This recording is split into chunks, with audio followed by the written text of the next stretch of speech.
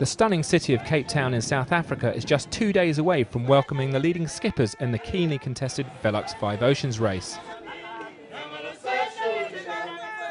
With the first of the 5 ocean sprints that comprise this round-the-world race set to conclude under the watchful eye of Table Mountain, the local sailing fraternity are looking forward to seeing some of the world's best sailors in port. There's always been a strong local interest in these races from people in Cape Town. I mean, we have a pretty considerable yachting community, and they in particular, I mean, we'll probably have quite a few of the boats, if the time is right, from Royal Cape going out to, welcome Brad and Lou in. The Commodore of Royal Cape, he sailed on this race. John Martin sailed on it when it was still the BOC race. Bertie Reed, JJ Provier. So yeah, there's a strong local interest. Cape Town, from a sailing community point of view, I mean, it's a great place to sail. I mean, we tend to have, as you can see, a fairly windy time of the year. And I think generally Cape Townians are outdoor people, so we expect them to be coming down to the V&A, seeing the guys in, and obviously spending a lot of time while the boats are down in the city, and I think it'll be enjoyable for all. The VELUX 5 Oceans started from the French port of La Rochelle. Since then, 5 elite skippers from 5 different countries have battled high winds, huge waves, and lack of home comforts for 4 weeks on the 7,400 nautical mile journey to Cape Town.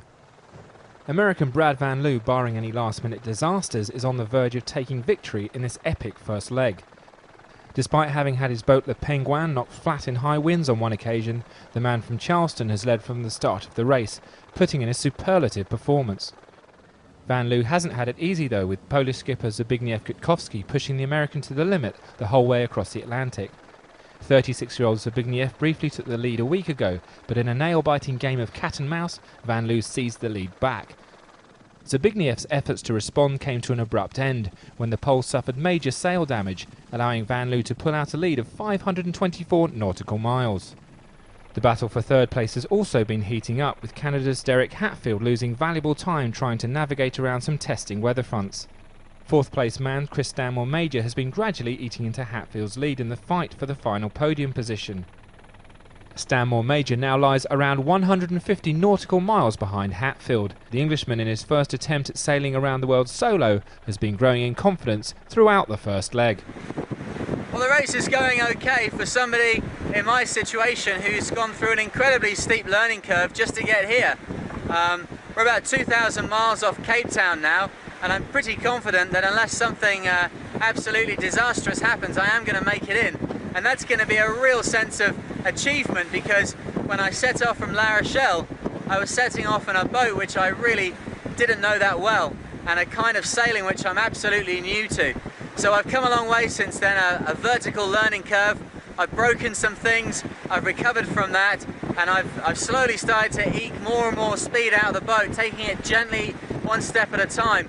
The thing that I'm looking towards right now is the fact that Derek Hatfield is just 150 miles ahead of me. I've got him down from about 360 miles. I've been slowly working my way into him, and the weather situation in the last couple of days has really helped me. It's had him in very light airs and me in about 10 or 15 knots, where I've been making about 13 or 14 myself, and it's really closed the gap. So what I'm hoping in these last couple of thousand miles is that I can be within 100 miles of Derek, and I can just reel him in and actually compete for that coveted podium position as we go into Cape Town. Rounding off the field is Christophe Bullens. The Belgian has had a torrid time from the start in La Rochelle, most recently having had to make an unscheduled stop in the Cape Verde Islands due to illness.